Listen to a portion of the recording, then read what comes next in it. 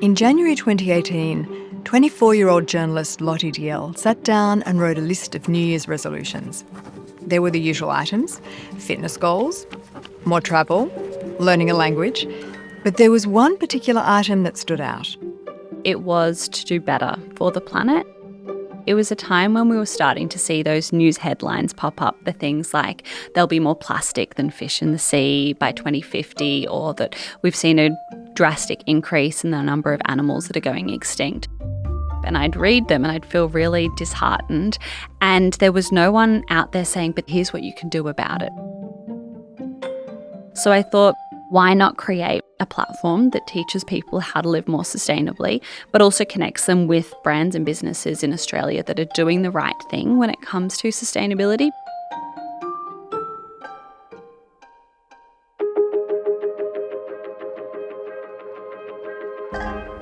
I'm Dr. Juliette Burke, an adjunct professor in the School of Management and Governance in the Business School at the University of New South Wales. This is The Business Of, a podcast that helps you stay on top of cutting-edge research and trends across the world of business.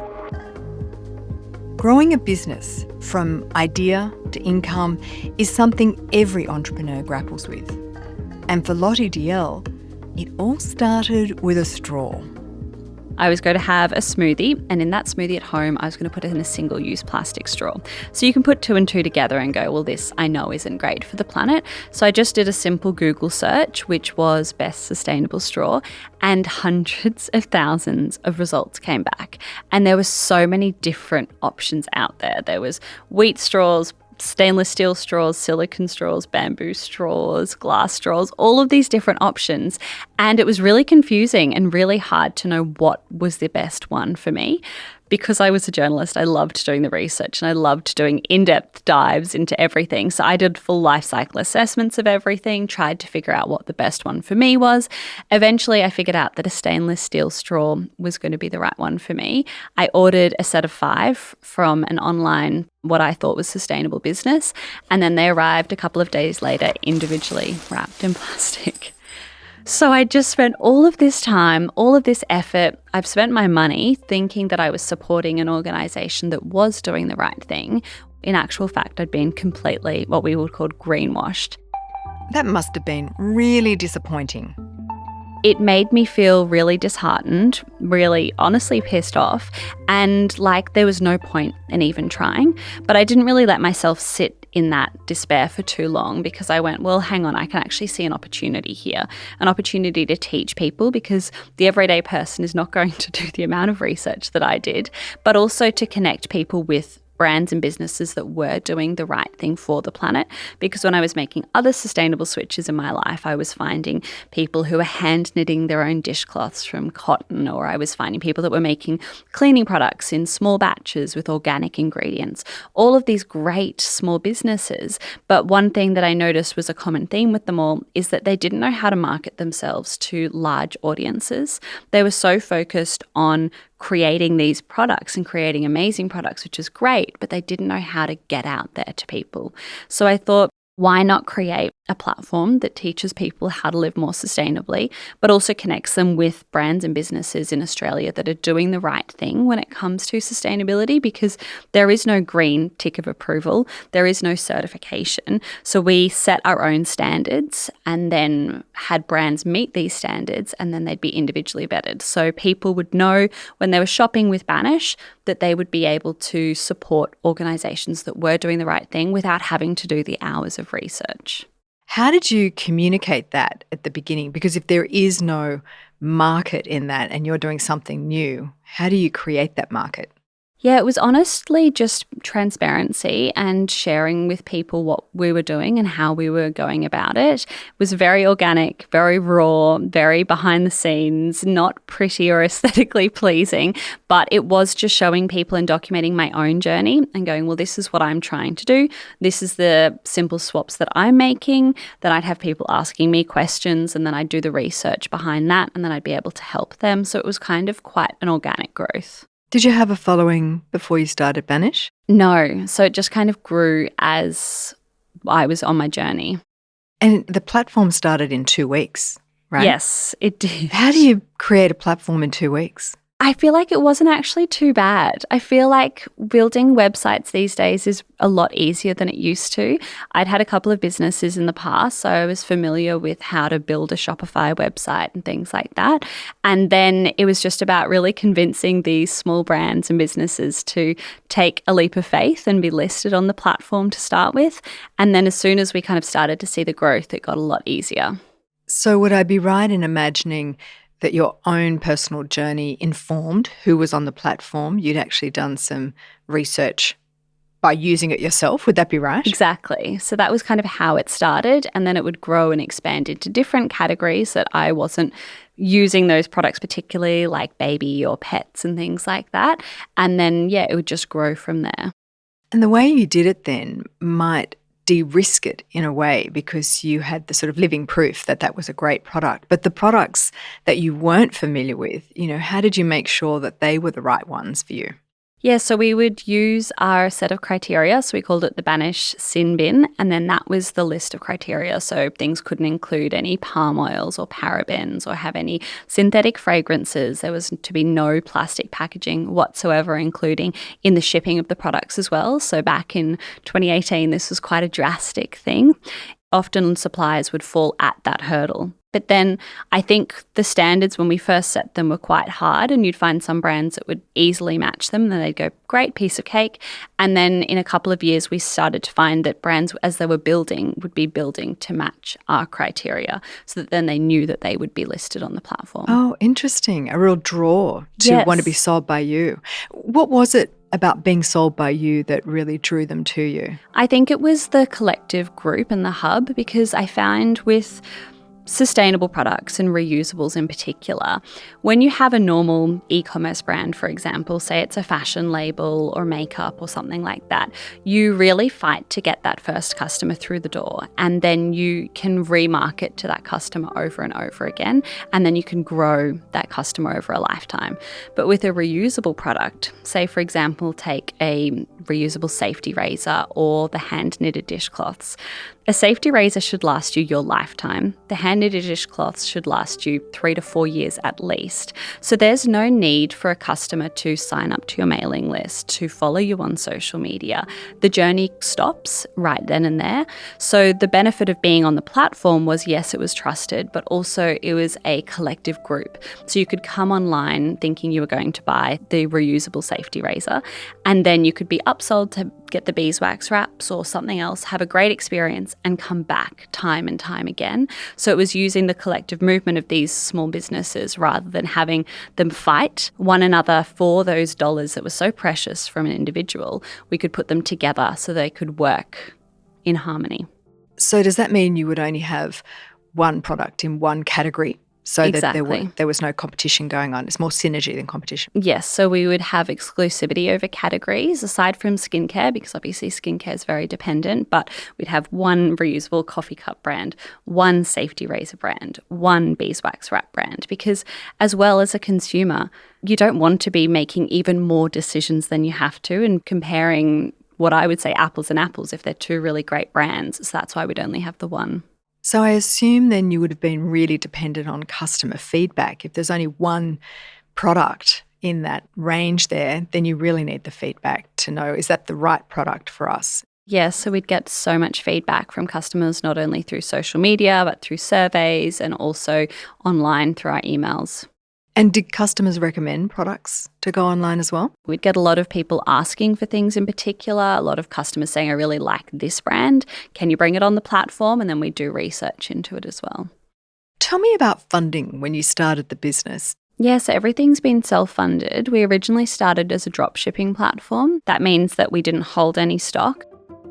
So how it works is that the customer would purchase from Banish like a normal online store checkout, and then in the back end what would happen then is the supplier would then get a notification that there is an order that needs to be sent out on behalf of Banish, and they'll send it directly to the customer, and then Banish pays the supplier for those costs of goods. So it was a really low risk model for us because it meant that we didn't need to order large quantities of anything. And it also kind of gave the suppliers a bit of peace of mind as well to kind of say, we can stop this at any time if it's not working, but we can also just list and then see what happens. Experimenting with low-risk, low-cost processes is the bread and butter of every startup. Professor Barney Tan, the Senior Deputy Dean for Impact and Partnerships at the UNSW Business School, calls this frugal innovation. So frugal innovation is a philosophy that is all about achieving more with less, innovating at the periphery of your value proposition. Essentially, it can be anything that's related to delivering services that support your operations in a just as good way. So examples like software as a service, platforms, and what they provide, well, these are examples of channels where you can look to pursue frugal innovation. When you're starting out, every dollar counts, and you know that you simply cannot afford to make huge upfront investments without knowing if your idea will resonate with customers. So frugal innovation provides a low-risk pathway for you to experiment and learn. And by using platforms like Shopify or Squarespace, you can actually have a fully functional website up and running in a matter of weeks rather than months, which is crucial for testing the market quickly. With the drop shipping model, it also means that the business doesn't have to invest heavily in inventory. So this allows you to offer a variety of products without committing significant capital upfront for storage. This gives you the freedom to experiment with different ideas and iterate based on real customer feedback. While frugal innovation is excellent for minimizing costs and reducing risks, startups must remain focused on their core value proposition. So the idea is to ensure that you have these elements that truly set your business apart, right? It could be related to your products or services, like you have unique product features, you have a brand identity, you provide a really compelling customer experience. Well, that is your core, and these are not compromised by the cost-saving measures that you're trying to implement with frugal innovation. For the less strategic parts of your operations, so adopting this good enough approach is often sufficient. So essentially, while it's smart to use frugal methods to keep your overheads low and test ideas, you also need to know when to invest in the areas that matter to drive your competitive edge. So this balance, right, ensuring efficiency with frugal innovation without sacrificing excellence in terms of your core value proposition, this will be the key to building a sustainable and financially profitable business over the long term.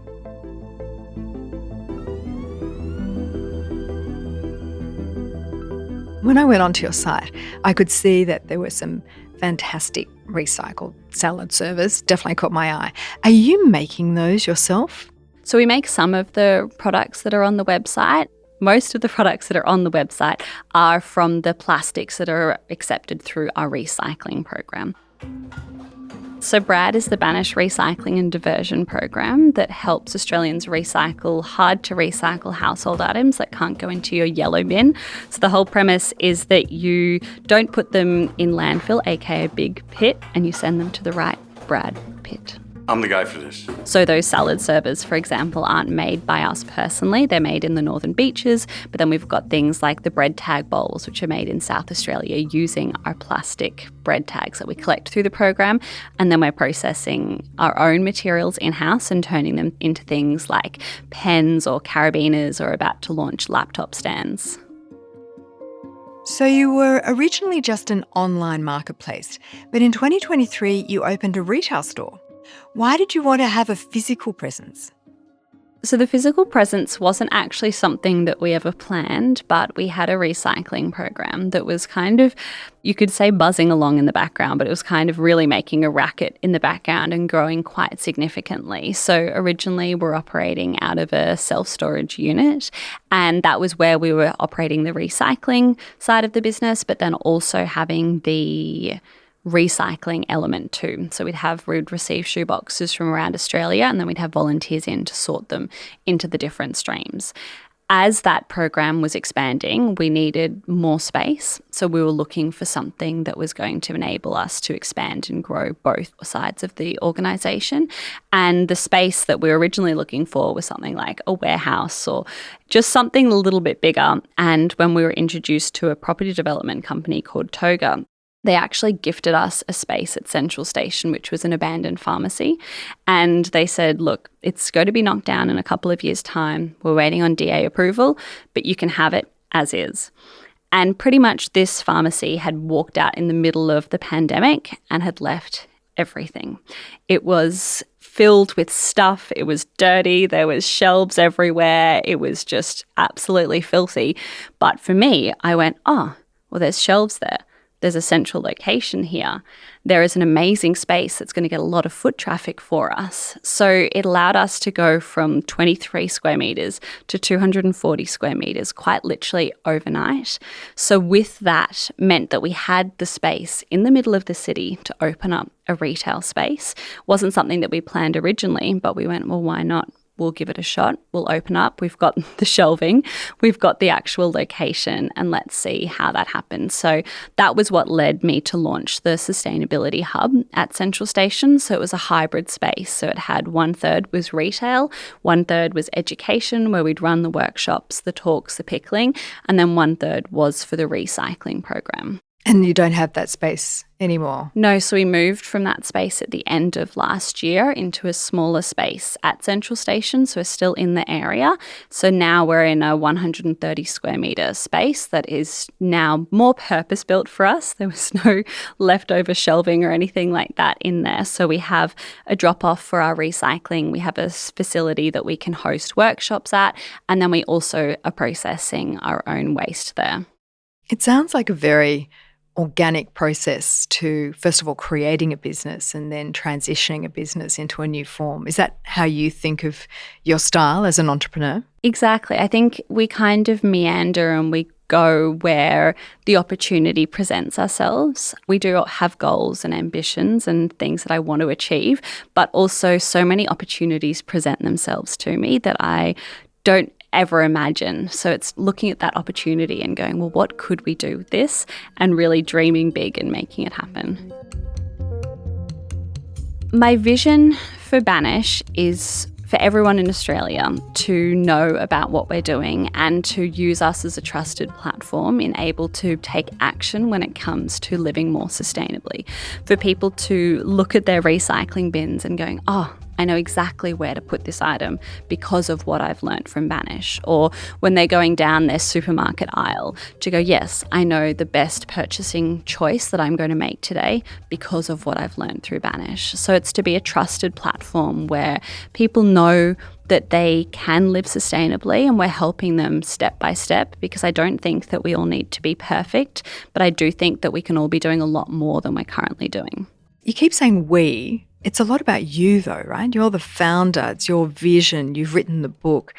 You know, to what degree is this brand Banish you, and to what degree is it actually a business? So I think a lot of it is related to me, and I think that as somebody who's growing and scaling, I refer to we because there is a team behind us. And I think a big part of the recycling program, Brad, is that it is driven by community. We had 500 volunteers come through the program last year alone.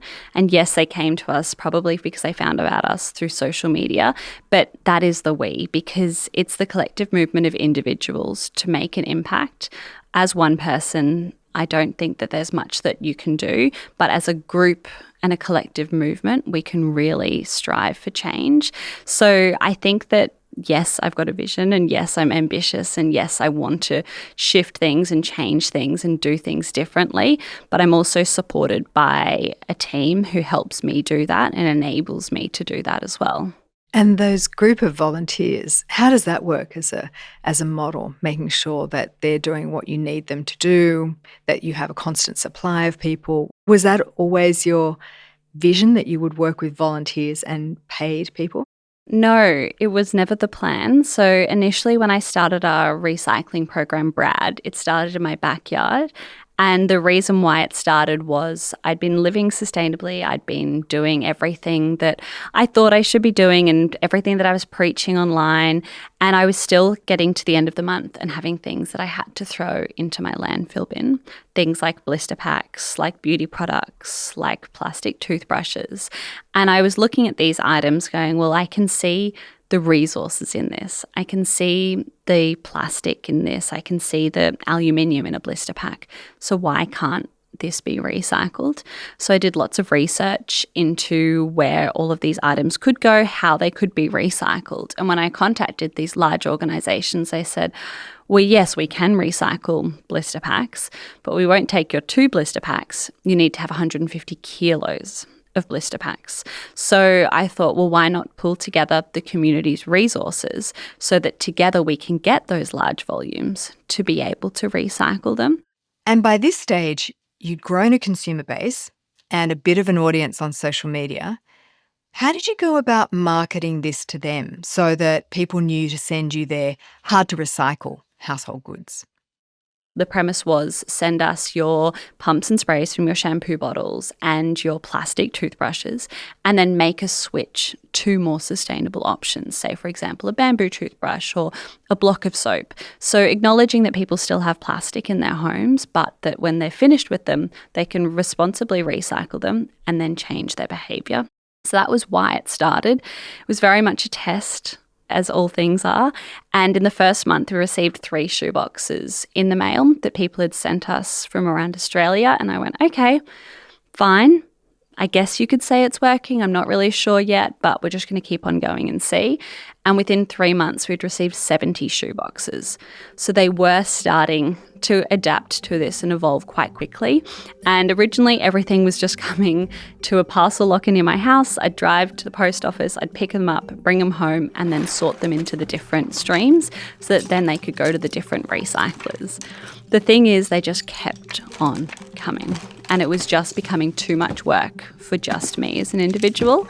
And I was documenting everything online. I was obviously very excited about the fact that people wanted this service and were very excited. But it was piling up and up and up in my backyard and taking over the laundry and things like that. And I had people on social media sending me messages saying, hey, Lottie, I'll come over and help you sort through all of this recycling, which was so lovely. At the time, I lived with roommates and they were like, please don't give out our address online. Please don't. And I was going, yes, that's fine. Don't worry, I won't. Meanwhile, it kept on piling up and up and up and up. And it got to the point where they said, okay, you have to bring in some people to sort through this. So we started doing weekend sorting sessions. People would come over, sort the shoeboxes, because you'd get a whole mixed bag of different items into the different streams.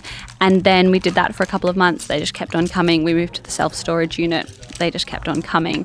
And then now we do about 3 or 4 sessions a week where we have 15 people come into each session and they will open up the shoeboxes, sort the blister packs into one area, the plastic tubes into another area, the bottle top lids into another area, so that then they can be recycled.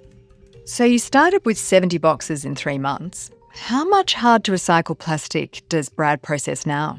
In the last 12 months, we had over 17,700 households send us their hard-to-recycle items in the mail. We've recycled just over 3.2 million blister packs, and we've been able to divert over 18 tonnes from landfill in the last 12 months alone.